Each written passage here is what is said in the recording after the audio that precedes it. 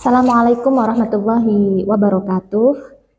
Selamat pagi Bapak Ibu tim penilai sertifikasi dosen tahun 2025 yang saya hormati. Salam sejahtera bagi kita semua.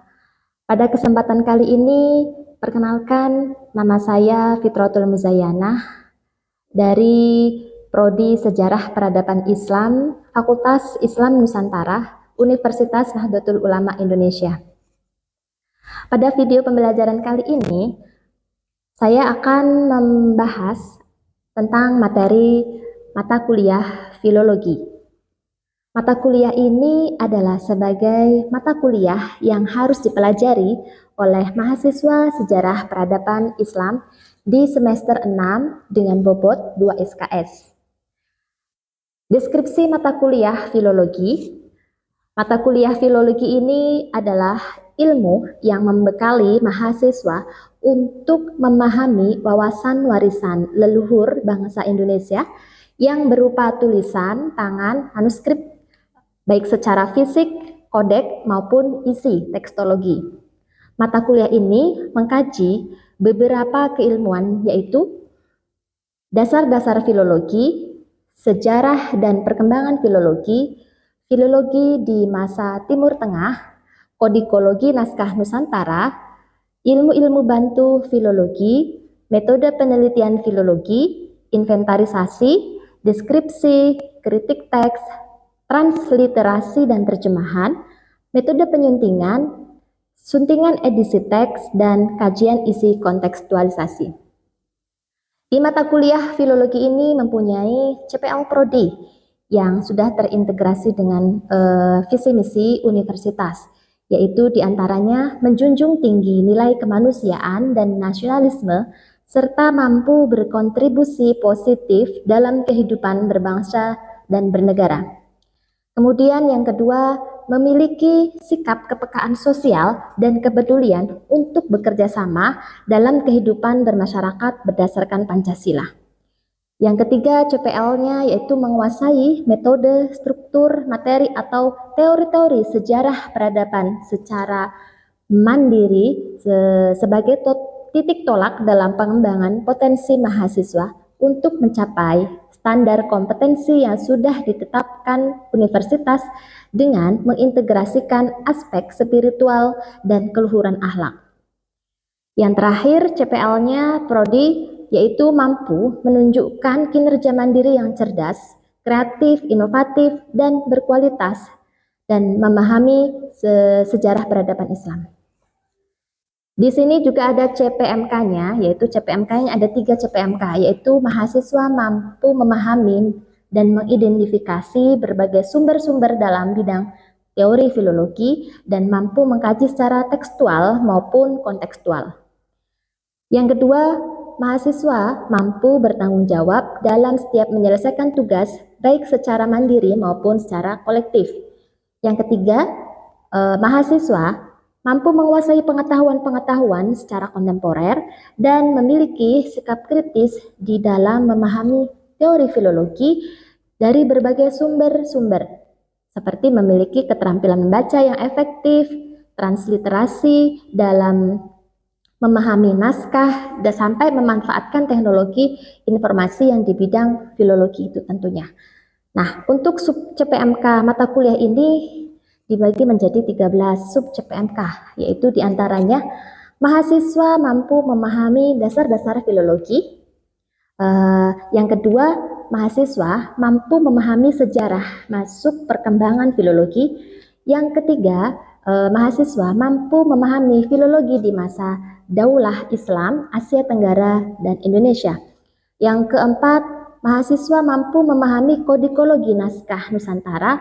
Yang kelima, mahasiswa mampu memahami ilmu-ilmu bantu filologi. Yang keenam, mahasiswa mampu memahami deskripsi naskah.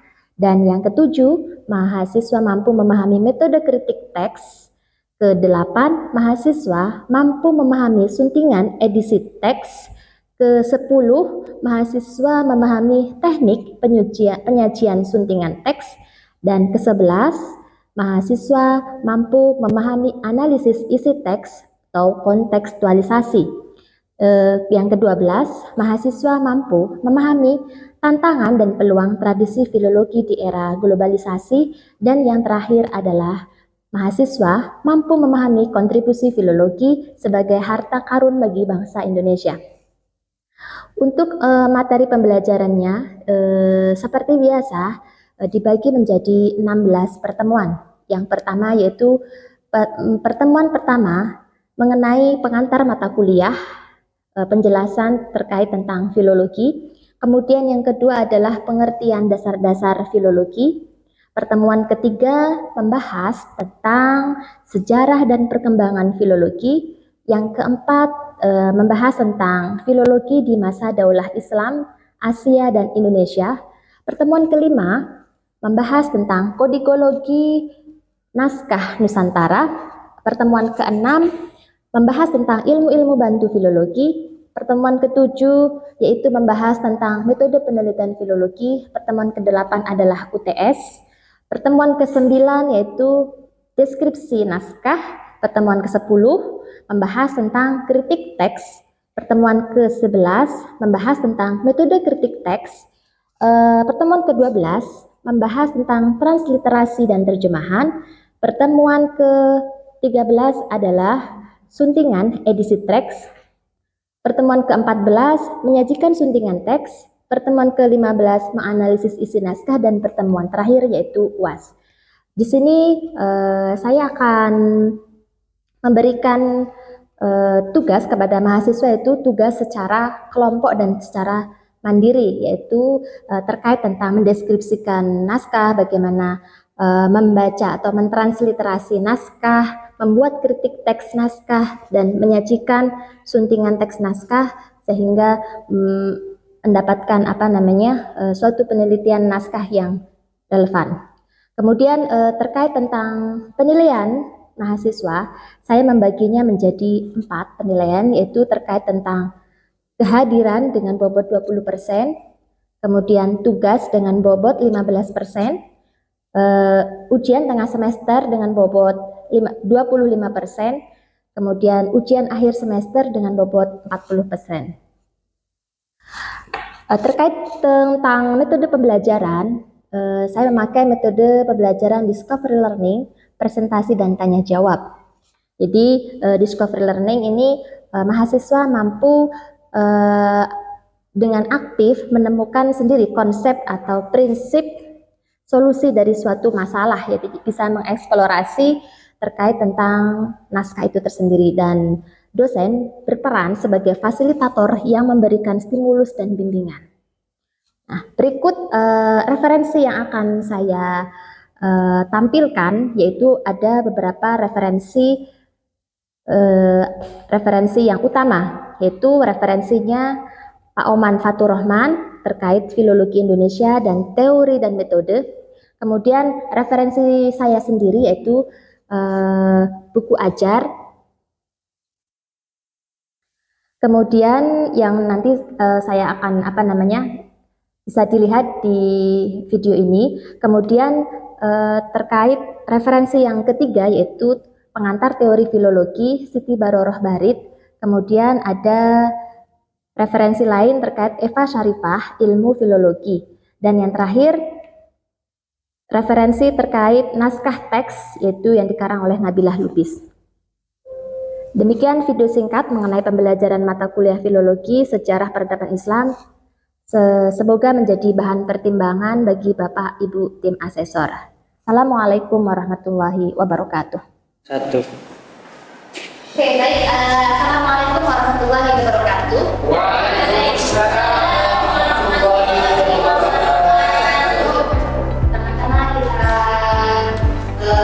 Mengucapkan syukur alhamdulillah kita bisa bertemu lagi dengan mata kuliah hari ini adalah mata kuliah filologi. Sebelum masuk ke mata kuliah filologi, gimana kabarnya teman-teman semua? Alhamdulillah.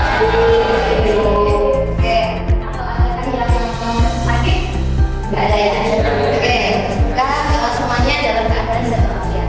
Untuk hari ini materi kita kali ini apakah ada yang sudah pelajari?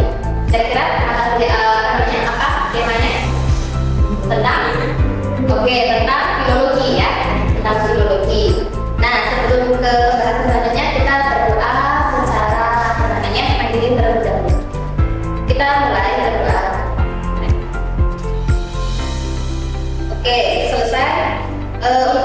materi selanjutnya yaitu tujuan dari mata kuliah ini adalah mata kuliah filologi itu kita akan membahas tentang konsep dan ruang lingkup filologi, yaitu apa sih gitu.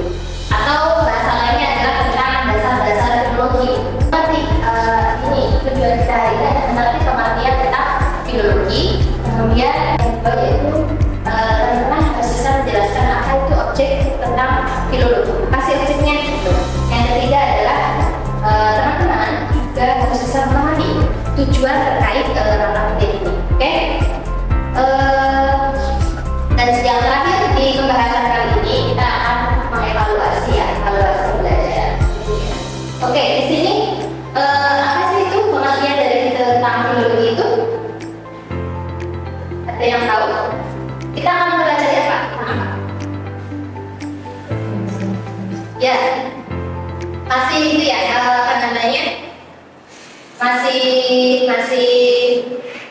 apa namanya? Belum paham. Ya, filologi itu adalah dari segi bahasa itu dari Yunani ya. Tentang filologi. Apa sih pernah dengar filologi atau dari kata filos artinya teman ya, dan logos pengetahuan teman. Jadi ada arti memiliki pengetahuan atau teman berbicara ya. Itu adalah segi istilah seperti itu. Secara bahasa teman-teman harus memahami bahwa filologi itu adalah sebagai satu bidang ilmu dalam suatu keahlian dalam ilmu bahasa, oke ya? Di sini juga. Jadi diistilahkan itu kita akan membahas tentang manuskrip. Paham ya? Kalau saya membahas tentang manuskrip, ya, manuskrip itu adalah sebuah naskah ya. Nah, oke lanjut. Filologi itu banyak sekali tokoh-tokohnya atau orang-orang yang sangat apa namanya ini ya terkait dengan pelajaran ini. Belum termasuk di tokoh Indonesia adalah kita bisa melihat ada Siti Badrullah, kemudian ada Pak Oman Fathur Rahman. Pernah dengar Oman Fathur Rahman? Itu juga seorang filolog Indonesia yang sangat terkenal ya. Kemudian ada Ibu Lubis Nabila, juga seorang filolog. Kemudian yang ketiga adalah jadi teman-teman nanti bisa menguraikan pendapat sendiri terkait tentang apa sih itu filolog gitu. Filologi itu. Kemudian ini jadi secara keseluruhan ya, filologi itu adalah sebuah disiplin ilmu yang meneliti tentang suatu naskah yang ditulis tangan ya ilmunya, baik secara fisik maupun non fisik. Itu nanti kita pelajari isi kandungannya itu seperti apa dan bagaimana kebudayaan itu berlanjut itu seperti apa, kebudayaan masa lalu sampai masa sekarang itu seperti apa. Itu bisa terlihat dalam sebuah manuskrip ya. Kemudian yang tadi terkait tentang arti dari filologi, teman-teman sudah paham ya tentang itu artinya dalam bahasa ini. Kemudian yang kedua adalah tentang objek ya. Objek filologi itu apa aja? Ada dua, yaitu terkait tentang teks dan naskah. Jadi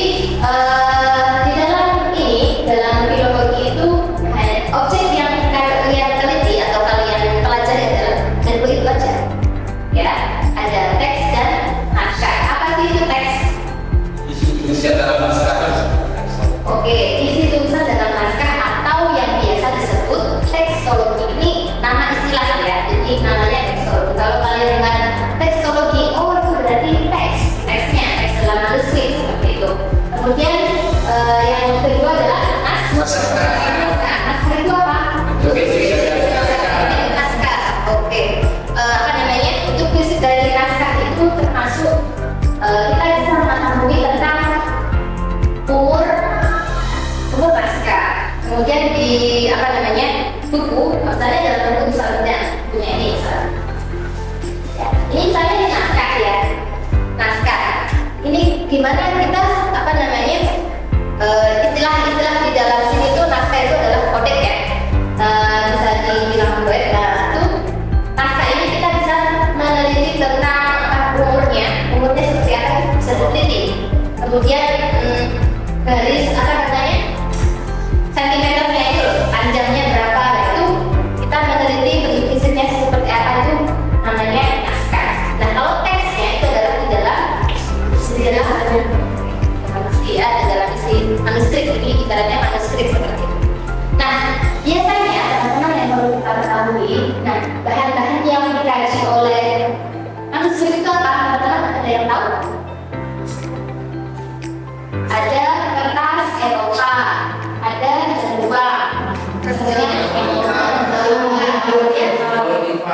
Ya, nah itu ada di naskah Sunda ya, berlipat itu bahasa dari naskah Sunda. Kemudian kulit kayu atau bambu rotan itu semuanya ditulis dalam bentuk sesuai dengan bahasa masing-masing. Bahasa Sunda ya pakai bahasa Sunda, bahasa Jawa ya pakai bahasa Jawa seperti itu. Jadi itulah objek kajian filologi seperti itu. Nah, langsung saja ini udah tujuan. Maksud tadi objeknya sudah ya. Jadi terkait objek, nah langsung ke tujuannya. Nah tujuan kalian tentang filologi itu apa sih? Pelajaran filologi itu tujuannya apa? Langsung atau tes. Ya, oke. Tujuan filologi itu untuk mentransliterasikan teks dengan tugas utama ya, mencari keaslian teks atau apa namanya naskah ya. Jadi nanti ada 6 yang saya tulis di sini, ada 6 poin sebetulnya manfaatnya sangat banyak sekali gitu ya.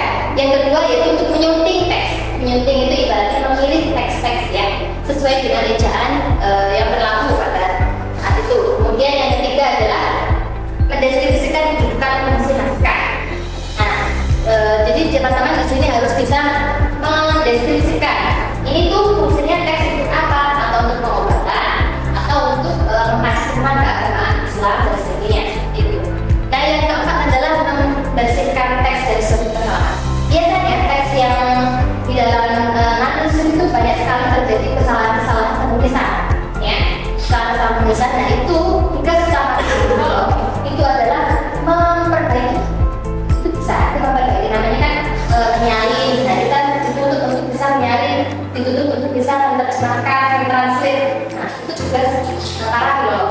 Nah setelah itu yang kelima adalah merekonstruksi naskah, dan yang terakhir adalah bagian menjelaskan bagian cerita yang kurang. Bersama ya, tadi itu kita dituntut untuk menjelaskan bagian yang kurang, hampir apa namanya sesuai dengan ilmu apa namanya tujuan kita meneliti filologi seperti itu. Nah ini secara pembahasan secara umum, jadi filologi itu adalah sebagai sumber data penelitian ya. Ini loh sumber penelitian primer itu apa primer? Oke, yang pokok, yang apa namanya paling kuat atau penelitian yang sumber yang utama ya, sumber utama teman-teman dalam meneliti itu namanya primer. Manuskrip itu adalah sebagai sumber data utama kalian seperti itu. Nah yang kedua, melustrasi adalah memahami pemikiran asli penulis manuskrip itu sendiri ya. Pada manuskrip itu ada yang ada namanya atau anonim, ada yang tidak ada. Ya, maksudnya ada yang tidak bernama, ada yang pakai nama. Tapi rata-rata kalau yang dulu tulisan akun itu manuskrip jarang yang memakai nama. Nah kemudian kita bisa, kalau kita sebagai filolog, kita bisa mengungkap kontribusi ulama Nusantara seperti itu. Nah yang terakhir adalah untuk menjaga warisan intelektual. Itu nah di sini ada situs-situs ya, situs-situs yang bisa teman-teman apa namanya pelajari atau di situs digital. Di sini ada situs digital manuskrip ya, ada banyak sekali situs yang sudah membantu komunitas untuk kalian bisa mengakses ya, mengakses manuskrip. Di sini ada banyak, ada 6, tapi saya tampilkan 3 aja. Nah di situ ada yang pertama adalah masyarakat pemasangan atau manasa. Nanti teman-teman bisa akses sendiri ya. Itu dia menyediakan informasi tentang semua informasi tentang naskah itu ada di situ. Ini sangat menarik sekali. Kemudian yang kedua adalah Perpusnas. Perpusnas punya koleksi juga, koleksi digital Nusantara itu versi manuskrip ya. Itu ada 5.000 manuskrip yang sudah didigitalisasikan di Perpusnas. Coba bayangkan kalau teman-teman satu aja meneliti manuskrip, otomatis menjadi sebuah warisan ilmu hazanan yang menambah hazanan. Ternyata kalian bisa meneliti tentang itu gitu ya. Jadi referensinya di apa namanya di perpusat itu banyak ya, katalognya bernama Kastara. Oke. Oke, yang ketiga adalah terkait tentang digital Dreamsy. Dreamsy itu menyediakan versi digital manuskrip Asia Tenggara. Jadi manuskrip koleksi Asia Tenggara itu kalian bisa menelusuri di sini Dreamsy itu. Ini banyak sekali manuskrip yang apa namanya kalian pelajari di sini. Oke, dari sini pembahasan yang saya sampaikan. Kira-kira ada pertanyaan untuk diskusi, silakan. Sebelum nanti masuk ke apa namanya pembahasan praktek ya, coba nanti sedikit. Kurang atau siapa? Boleh atau gimana? Kurang ya, Bapak. Tanya Ibu, Ya. kalau kita menjumpai sebuah naskah atau manuskrip, pokoknya kalau di novel itu ada nama manuskripnya itu bukan anak mas. Oh ya. Kalau kita bisa, ya apa ya? Kalau bisa kita itu bisa mengetahui tentang keabsahan dari kitab tersebut itu bahan artis itu memang karena pertama kita itu bagaimana itu? Karena kita mengetahui kan cetakan sekarang itu berbeda. Setiap zaman, setiap tahun itu berbeda dalam masalah pencetak. Otomatis ada yang dikurangkan, ada yang dilebihkan, itu bagaimana? Oke, tutup. Terima kasih Mas Syukron atas pertanyaannya. Tumpah Nafis itu kan karya. Raja Oh iya, Raja Ali Gaji itu. Nah, Tumpah Nafis itu ketika itu pun sudah banyak sekali salinan koleksi, salinan di berbagai perpustakaan sebenarnya sekali yang tentang itu, tentang Pak Nafis itu. Nah, untuk supaya kita mengetahui ini yang relevan atau naskah yang paling utama itu yang mana, yang koleksi mana sih, gitu kan? Itu ada cara-caranya, nanti ada di selanjutnya, di materi selanjutnya itu kita ada pembahasan kayak cara-cara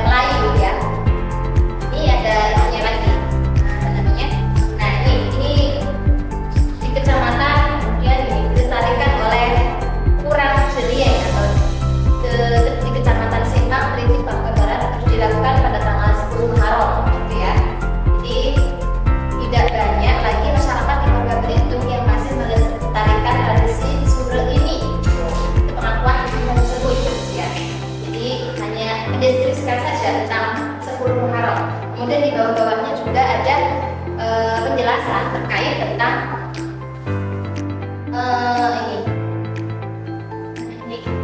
ini disalin harus hari Selasa tanggal 9 bulan dari awal tahun, dan itu dibaca.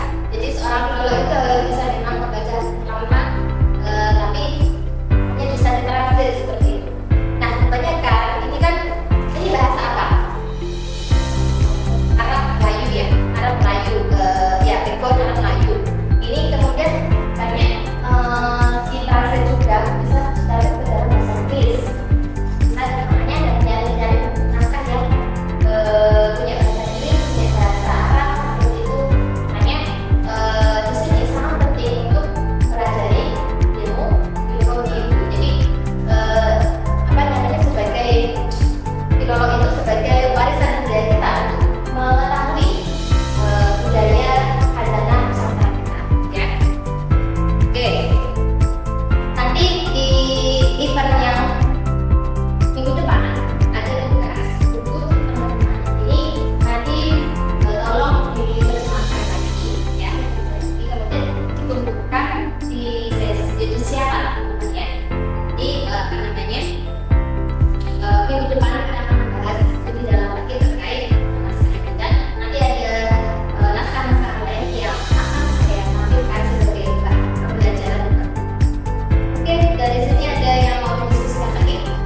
Di sini. Oke, nggak apa-apa, teruskan ya. Begitu banyak manuskrip yang bisa background Jawa. Yes. Background Madura juga ada itu. Ya. Terus saya pernah membaca beberapa naskah itu dari memang berbentuknya perlombaan. Nah, saya bandingkan itu kalau hanya membaca sehari 2 hari itu mungkin masih belum paham itu, karena tulisannya ya sangat kurang jelas dan bahkan bacanya pun kadang susah. Nah, apakah ketika kita ingin membaca naskah Pekun itu yang tulisannya agak miring, terus bahasanya juga miring juga, dan itu bagaimana? Apakah kita harus belajar bahasanya dulu, atau kita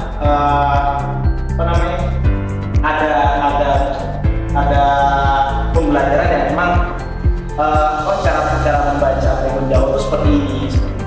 Oke, Terima kasih atas interest tentang matkul ini. Yang benar kata yang Masnya bilang bahwa bahasa itu banyak sekali bahasanya. Jadi ada bahasa lokal ya, terutama itu lokal di Nusantara ini. Ada bahasa Sunda, ada bahasa Jawa, itu pun bahasanya kuno yang tidak diketahui oleh anak-anak zaman sekarang. Bahasa Kawi bahasa itu ya, maksudnya gimana pula ada salah satu yang tadi itu gimana sih, nah itu PR sebagai para filolog itu harus memang kalau bisa itu mempelajari misalnya bahasa Belanda. Nah di sini kan kita ada fasilitas bahasa Belanda, mempelajari bahasa Belanda. Kemudian terjemahan atau transkrip terjemahan bahasa Arab itu ada. Nanti di semester berikutnya kita juga bisa mempelajari juga dan maksudnya. Nah, termasuk yang tadi, kok saya ketika belajar itu tidak paham, tidak menguasai bahasa gimana diskusinya itu kita kita ada dari sekali bahasa yang memang di dalam pernaskahan itu memang ada satu kelompok yang memang sudah menjadi bahasa kayak translate ya, kayak translate itu sebagai pembantu kita untuk menerjemahkan suatu naskah. Jadi ada kelompok di Jawa Barat, kita ada kelompoknya juga, komunitas anak-anak muda yang mempelajari naskah Wonocoroko, itu ada. Kemudian naskah-naskah Kawi itu memang sudah ada kelompok-kelompok komunitasnya. Nah itu bagian terpenting untuk supaya tidak sampai hilang ya, hilang tentang terkait bahasa. Makanya di dalam suatu naskah. Mempelajari naskah itu sangat penting untuk mempelajari bahasa terlebih dahulu. Seperti itu. Itu kiranya ada lagi? Cukup ya? Cukup Ibu. Oke, terima kasih atas perhatiannya. Untuk absensinya, absensi kita nanti teman-teman bisa akses ke barcode siaran masing-masing untuk mengabsen masing-masing ya. Siapa yang hadir dan siapa yang sakit. Oke, terima kasih atas perhatiannya. Semoga kita bisa ketemu lagi di kurang lebihnya mohon maaf. Assalamualaikum warahmatullahi wabarakatuh. Waalaikumsalam warahmatullahi wabarakatuh.